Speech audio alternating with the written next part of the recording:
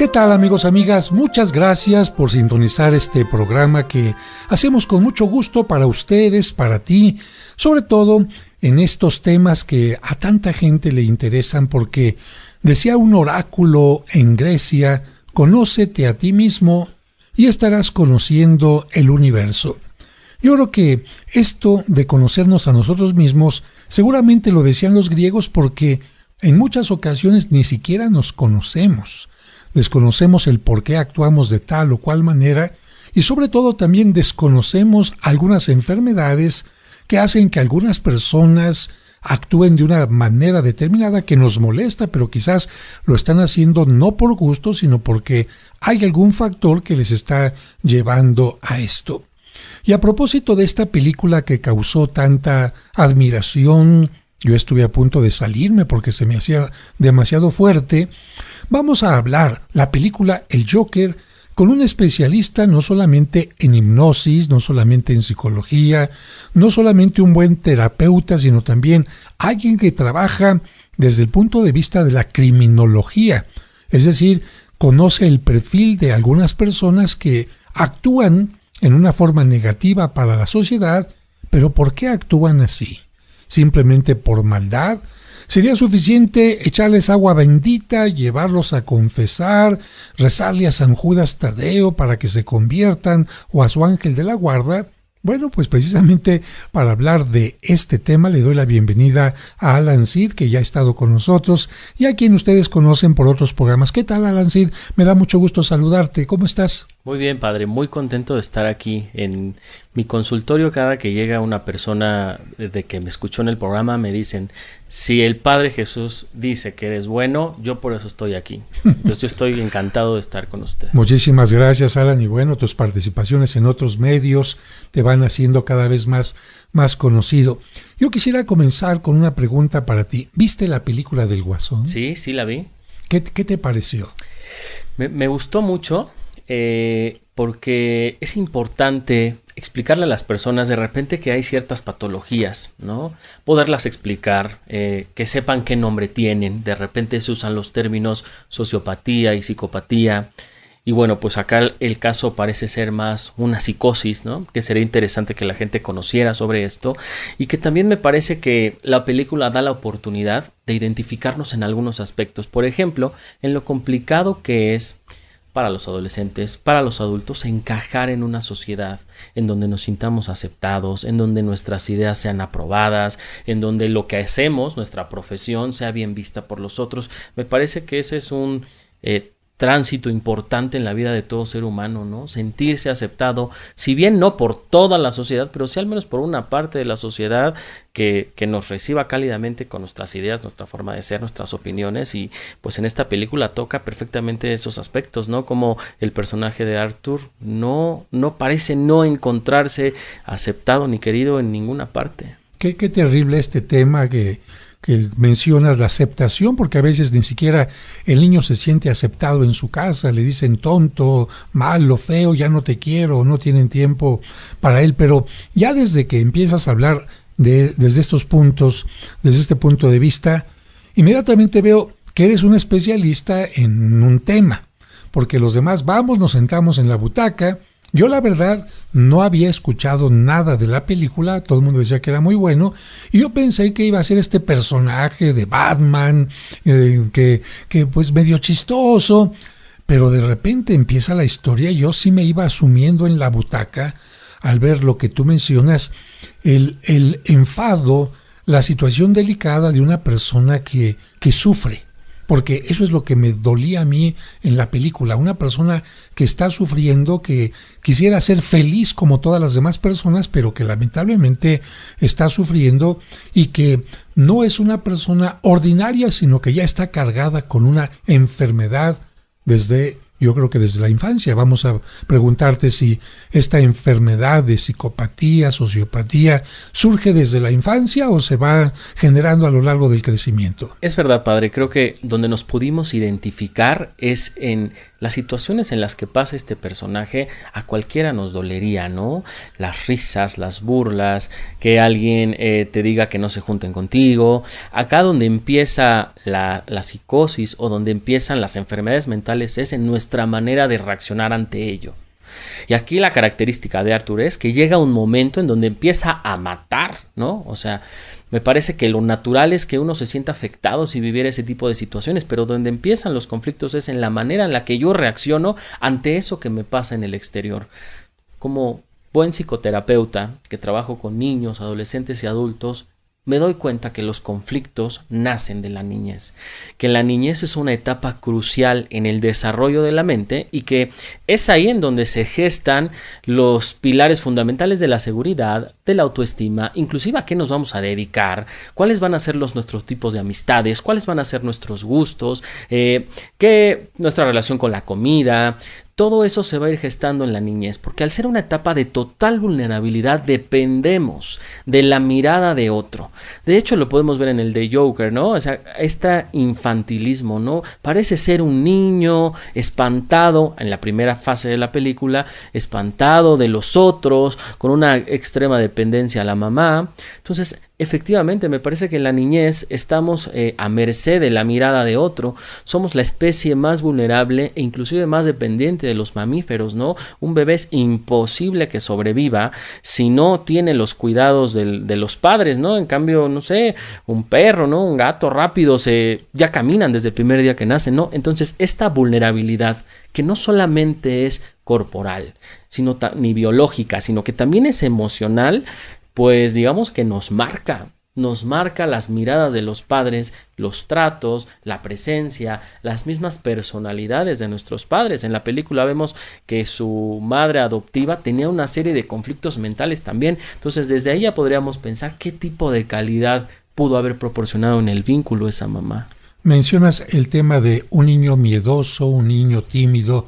Evidente, esto nos habla de una baja estima, porque la estima te hace como fuerte para los problemas, para enfrentar adversidades, y efectivamente es una persona miedosa y tímida. Sin embargo, vemos que en un momento de la película llega a matar.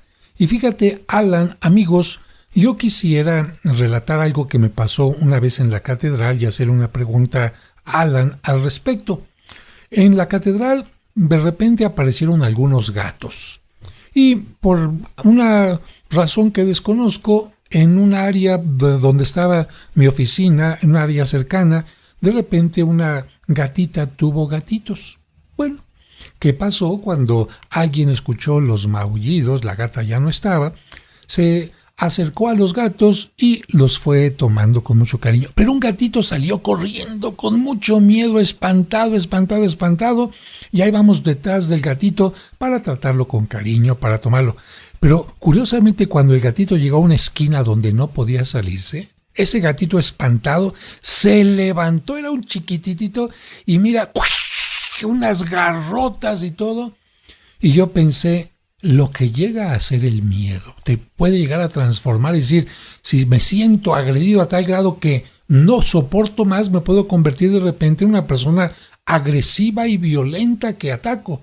¿Esto puede suceder en el ser humano? Claro, creo que el gran privilegio del ser humano es que al no ser solo instinto, a diferencia de los animales, el animal es puro instinto, no tiene la capacidad de pensar. La diferencia es que el ser humano cuenta con una serie de mecanismos de defensa ante ese dolor. Y lo interesante es que esos mecanismos de defensa se trabajan en terapia para que no sean los que más daño nos hagan. Hablando específicamente de la película, vemos que su mecanismo de defensa ante el rechazo es matar. Ahora, él llega a matar porque tenía un medicamento que de alguna manera controlaba su situación, y cuando este medicamento le falta es cuando se, vamos a decir, explota este problema que está viviendo. Amigos, estamos hablando con Alan Seed, conocido psicoterapeuta, sobre esta película del personaje Joker, en esta película que nos impacta porque nos va presentando poco a poquito. Si es que no la han visto, pues yo les tengo que contar algo para que entiendan de qué estamos hablando, aunque creo que ya todo el mundo la ha visto. Nos va presentando la historia de un personaje que tiene una mamá que lo ha adoptado con muchos problemas. ha carecido de afecto, pero además de esto le aparece una enfermedad que ya nos irá platicando Alan de qué se trata, y que mientras está bajo tratamiento médico parece que las cosas se controlan.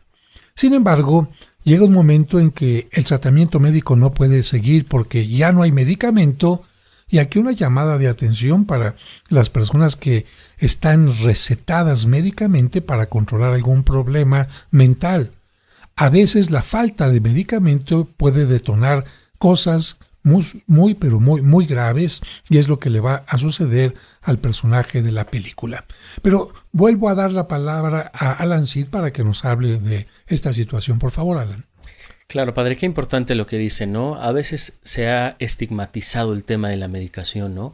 Hay gente que teme a quedar dependiente al medicamento, a no poderlo dejar, a sentir que sustituye una droga por otra, en caso del alcoholismo, de la drogadicción, donde se sugiere una medicación cuando suspenden la droga, y se generan muchos mitos sobre el medicamento, ¿no? Y me parece que es importante lo que usted menciona, ¿no? Hay padecimientos psíquicos importantes que requieren medicamento, pero también inclusive en personas sanas, ¿no? O sea, pensaría yo en una fobia, ¿no? Uh-huh. Es una persona con fobia, con miedo a volar en el avión, con miedo a hacer ciertas cosas, con fobias muy focalizadas, ¿no?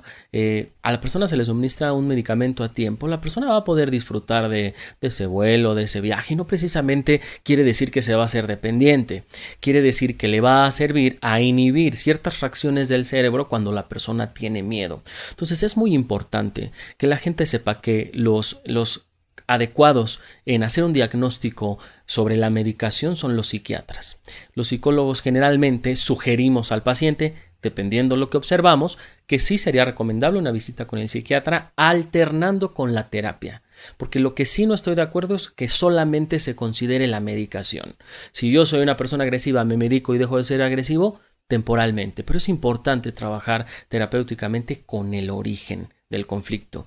En la película vemos que ese es uno de los detonantes, de los multidetonantes, ¿no? Él deja el medicamento, por lo tanto, las reacciones impulsivas emergen con mucha facilidad. Vamos a hablar un poquito sobre la diferencia entre un sociópata y un psicópata. De entrada, tienen puntos en común. Tienen muchos puntos en común, lo que hace difícil poder distinguirlos. Lo primero es la dificultad para seguir las leyes. Mientras en una mente sana seguimos las leyes y las reglas de lo que se puede, de lo que no se puede, de lo que debemos hacer, de lo que no debemos hacer, en este tipo de patologías el funcionamiento de la ley tiene cierto déficit, cierta carencia. Ahí te detengo un momentito porque sí, esto se podría detectar ya desde la infancia cuando el niño no sigue las reglas, o tiene mucho que ver con la educación nada más en la infancia. Tiene toda la razón, padre. De hecho, el niño, en términos muy psicológicos, el niño es de una estructura perversa. El perverso no puede respetar las leyes, es lo natural. El niño va a corromper las leyes, va a pegar hasta que viene el límite. En la adolescencia vemos también aspectos perversos del adolescente: no querer hacer tarea, no querer estudiar, no querer meterse a bañar, desobedecer a los padres. O sea, naturalmente nos vamos a encontrar con estos rasgos. De hecho, estos rasgos pertenecen a la niñez. Por eso creemos que las patologías importantes, fuertes como la que tiene el Guasón, hay un aspecto regresivo muy intenso. Si bien las personas tenemos rasgos regresivos de la niñez, en estas estructuras no son rasgos, son estructuras psíquicas de este estilo. Por eso es importante que los padres sepan: lo natural es que un niño va a tratar de violar las leyes que impongan sus padres, que imponga la escuela y que imponga la sociedad. Es importante la reacción que tengan los padres cada que el hijo quiere violar esa ley. Desde cosas tan simples como cuando al niño que toma, no sé, el juguete de un hermano, y le decimos al hermano mayor: déjaselo, él es chiquito, préstale el juguete. Ahí ya le estamos enseñando al niño que no hay ley, que él puede agarrar lo que quiera sin importar de quién. Entonces es importante, padre, ahora que analicemos a este personaje, que todas estas patologías se pueden evitar si los padres hacen un buen manejo y un buen funcionamiento de los límites combinados con el amor. Entonces, la educación te puede llevar a una patología. Esto es delicado. Sumamente delicado. Y bueno, si la mamá, como en este caso, se presenta como una mujer casi hipnotizada, sin fuerza interior ni nada, pues qué límites le podía poner al hijo, ¿no? Efectivamente, ¿qué límites le podía poner? Aunado a que en la película alcanzan a mencionar que la pareja de esa mamá adoptiva abusaba sexualmente del Guasón. Y esta frase de sonríe, siempre sonríe, en la película se da a entender que la mamá, antes de que su pareja abusara del Guasón, le decía sonríe, sonríe. Entonces de ahí se va desarrollando ese mecanismo de defensa del Guasón, de reírse en los momentos de angustia. Nos podemos dar cuenta que es una risa de sufrimiento, no es una risa de disfrute, de que la está pasando bien, es una risa en donde hay altos contenidos de sufrimiento. Y esta conversión, padre, también puede pasar en las personas, digamos, con una salud mental normal, ¿no? O sea, es importante tomar qué rasgos del Guasón puede tener una persona normal, ¿no? Yo tenía una paciente que cuando muere su mamá, el acontecimiento fue tan impactante que cuando tuvo que elegir la tumba, estaba muerta de la risa, estaba con carcajadas, no podía parar de reír y ni siquiera podía elegir en qué tumba iba a estar el cuerpo de su madre porque la risa era intensa, era inmensa. Inclusive en las sesiones le pasaba lo mismo. Cuando yo le hacía interpretaciones fuertes, dolorosas, que la confrontaban con emociones muy intensas, ella se reía a carcajadas. Para mí el avance en la terapia fue cuando pasó de la risa al llanto y cuando por fin se pudo animar a llorar. Entonces son cosas que vale la pena que pensemos en qué ámbitos de la vida nos ocurren. Incluso, padre, en los velorios hay gente que hace chistes. En los velorios hay gente que hace bromas, hay gente que dice vamos a divertirnos y a reírnos en momentos así. Hay gente que dice cuando yo me muera todos por favor pongan música, bailen. O sea, hacemos una gran negación del dolor y la preferimos convertir en risas y en diversiones. Pero no es más que el mecanismo que usa el Guasón, claro, en un menor grado, pero es el mismo. Transformar el dolor en algo chistoso y de risa. Pero de todas maneras es un dolor tremendo.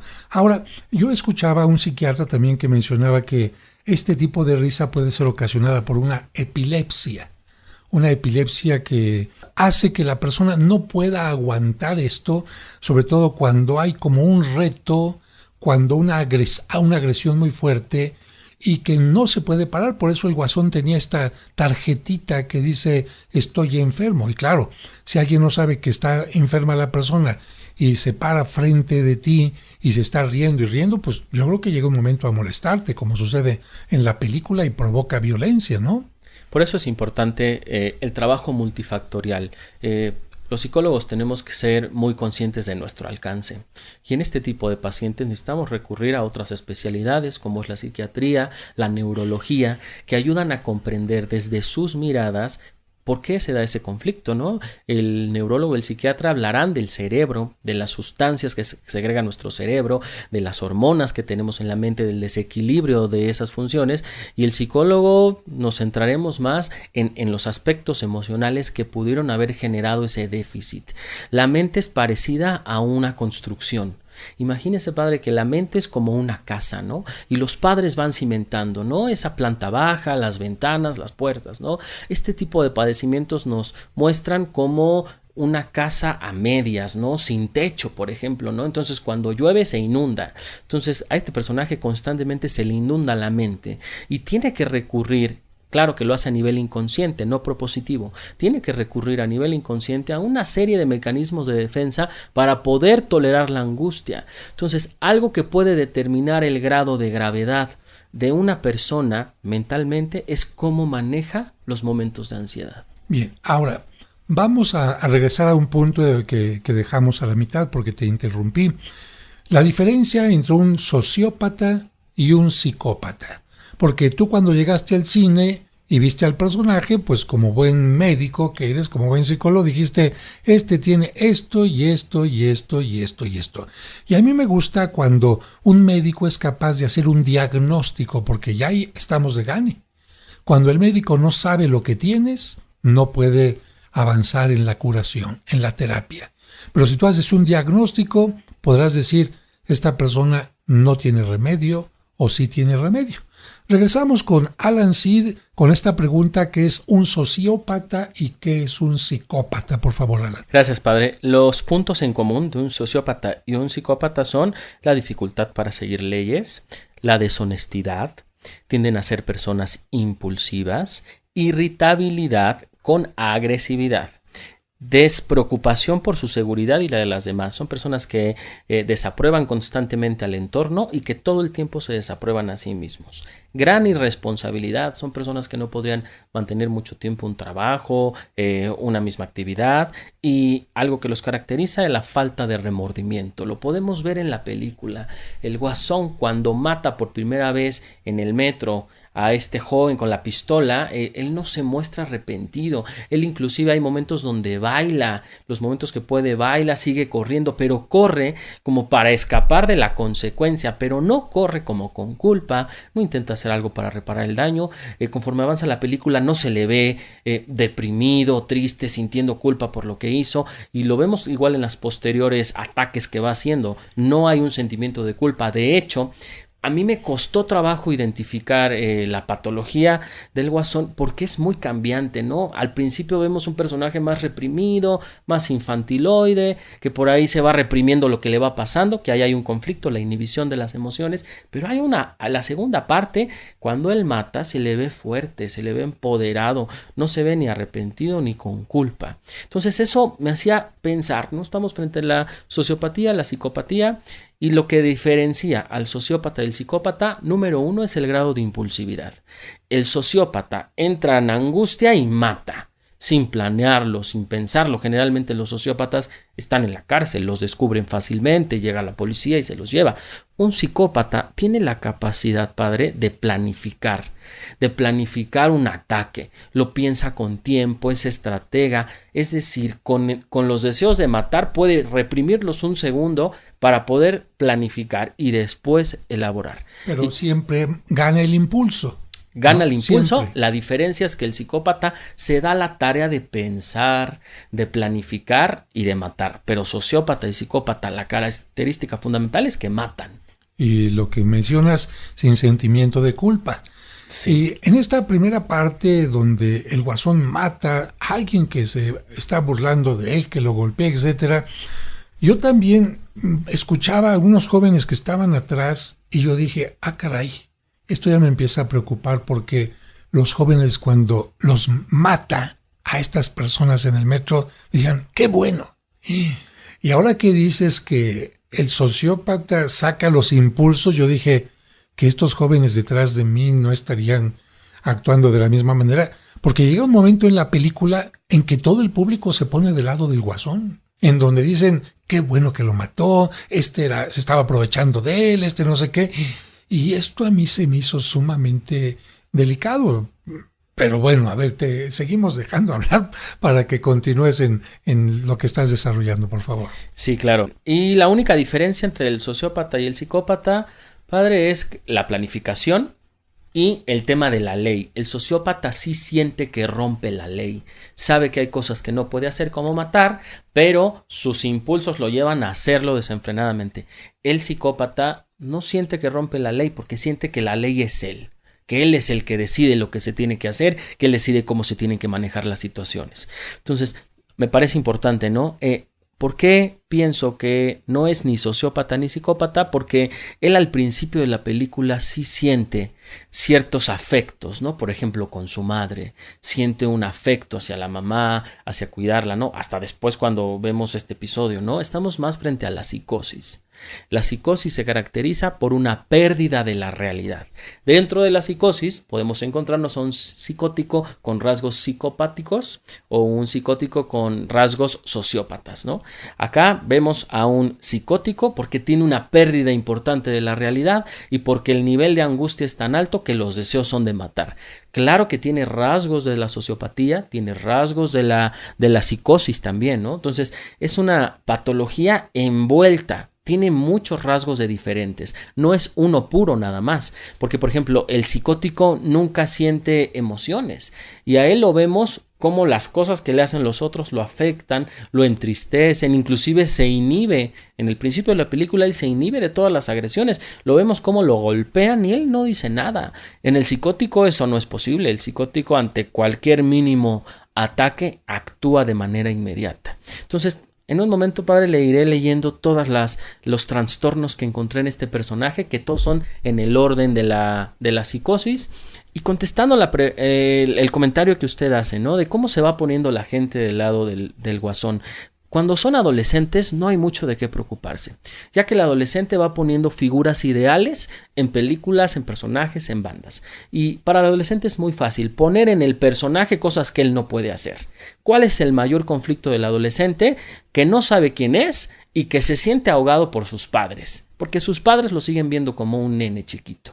Y entonces el adolescente puede poner en el personaje del guasón la libertad que él desearía tener, de salir e ir a donde él quiere, de que no haya leyes, de que él puede ir a la escuela cuando quiera, que él se pueda dormir todo el día si así lo desea.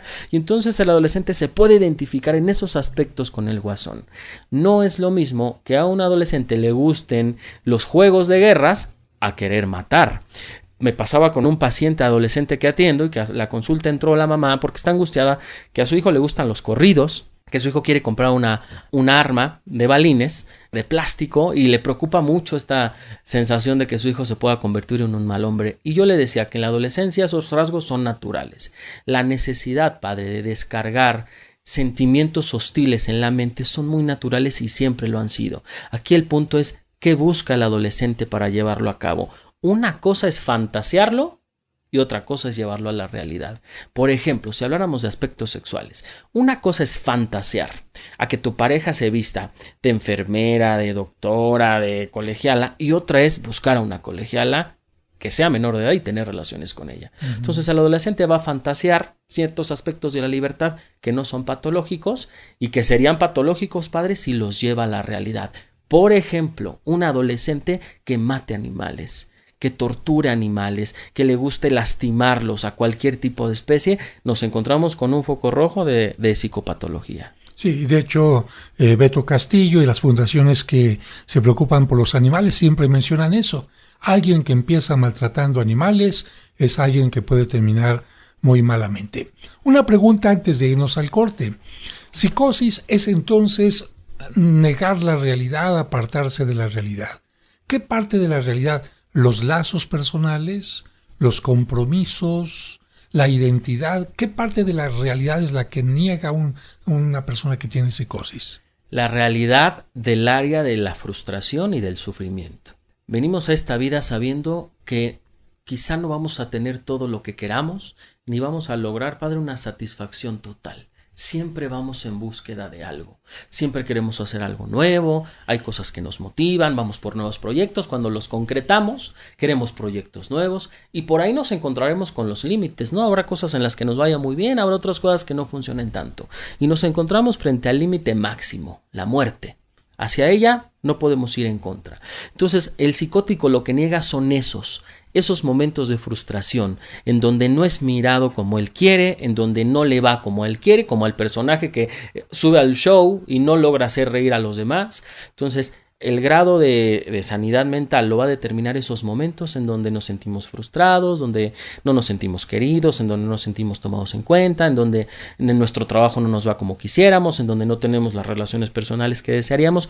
¿Cómo reacciona la persona? Habla del grado de enfermedad. Si explota, significa que no pudo controlar aquello. Si dice, bueno, la siguiente me irá bien, bueno, ahorita me salió mal, pero no siempre me sale, ya aprenderé, etcétera. Es un poco más la razón la que domina este impulso, ¿correcto? Por eso es importante, padre, que madres y padres desarrollen en sus hijos la tolerancia a la frustración.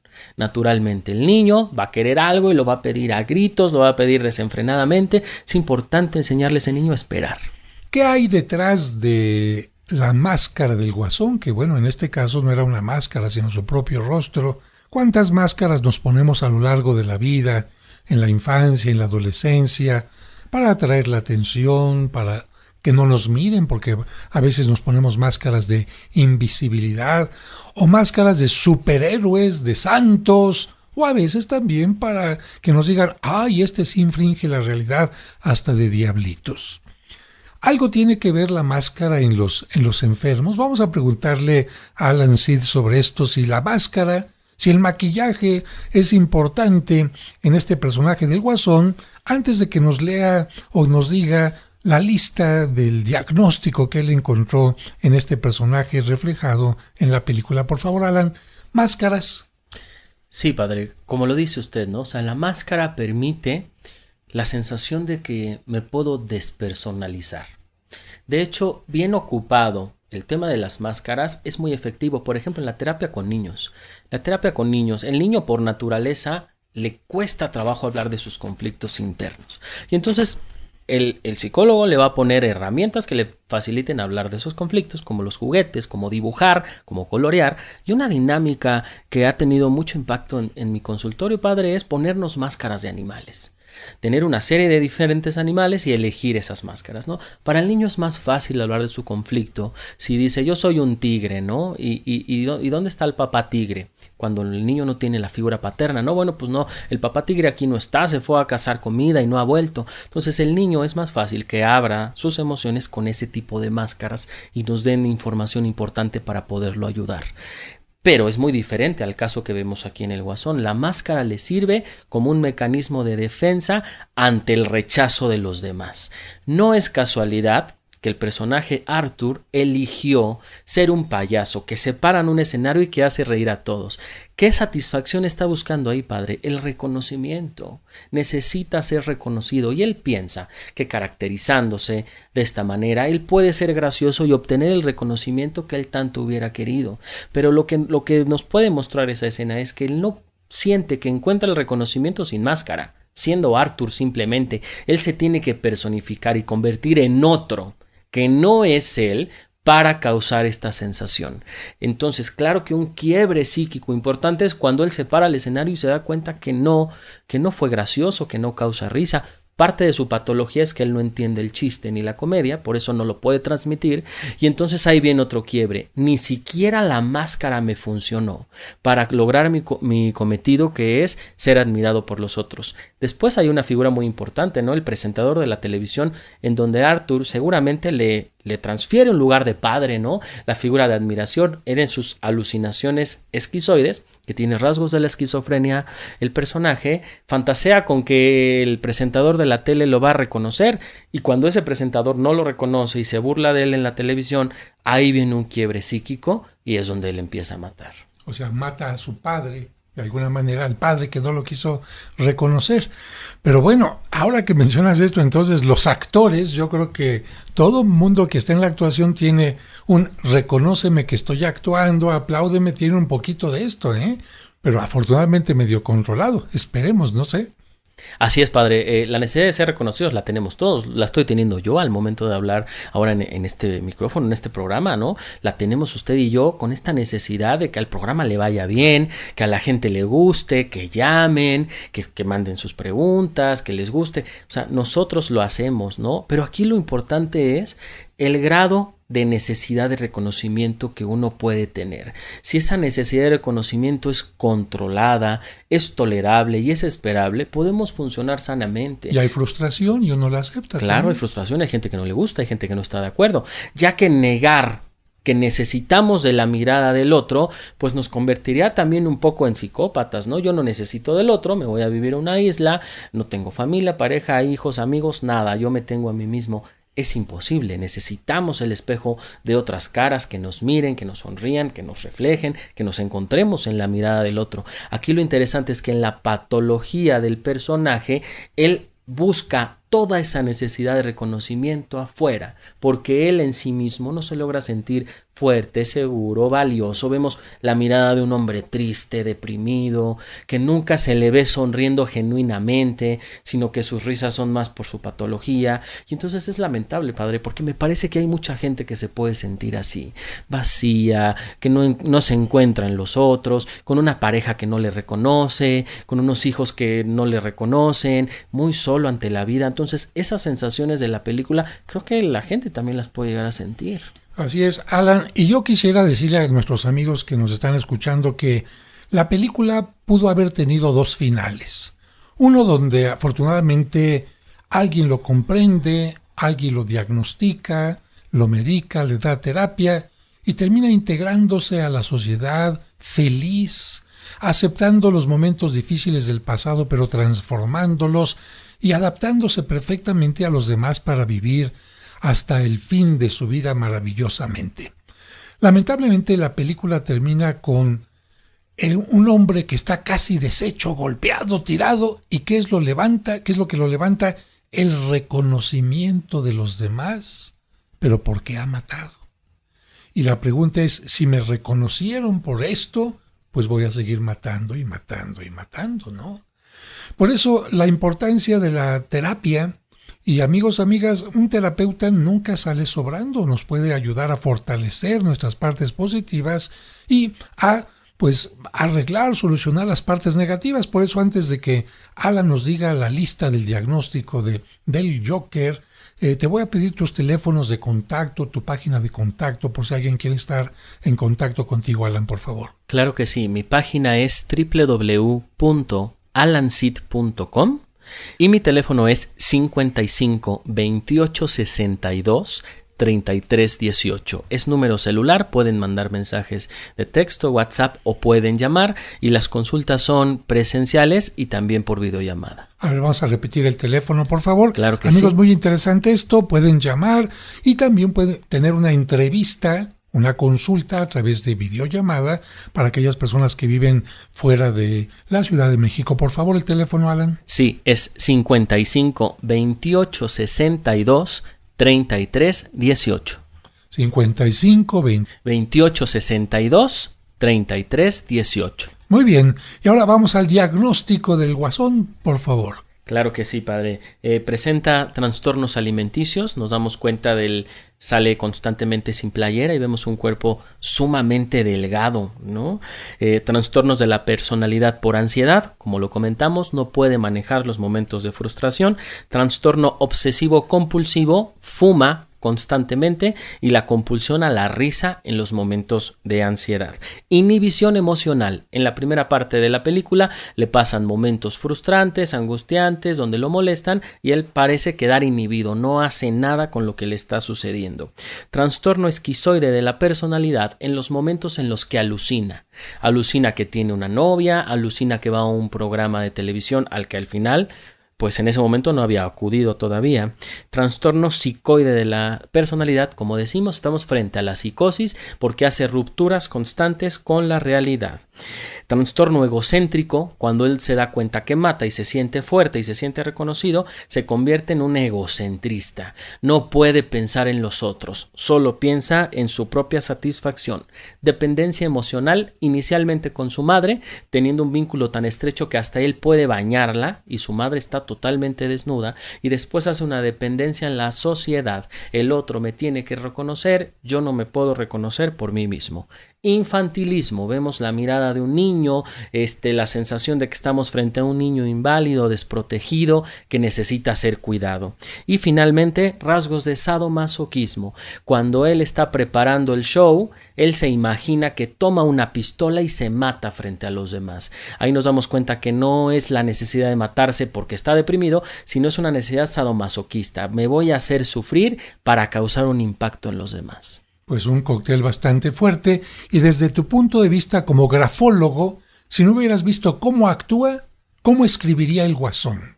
En la película no aparece, pero ¿cómo escribe una persona con estas características? Me parece que hay una escena, padre, donde sí se ve un cuaderno donde él está escribiendo. Ah, es cierto. Y lo que muestra es rasgos puntiagudos. Picos, o sea, ¿cómo sería el movimiento de alguien impulsivo, iracundo? Pues unos movimientos muy fuertes, probablemente variaciones muy intensas de la escritura. En patologías importantes, padre, parecería que son 5 personas diferentes las que escriben. Probablemente nos encontraríamos con letras muy pequeñas. Las personas que escriben con letras muy pequeñitas nos hablan de una autoestima muy bajo, sentirse muy inseguras, y probablemente con la zona inferior de las letras muy agrandado, ¿no? En estas patologías vemos una relación con lo sexual intenso. Son personas que pueden llegarse a masturbar hasta 10 veces en un día.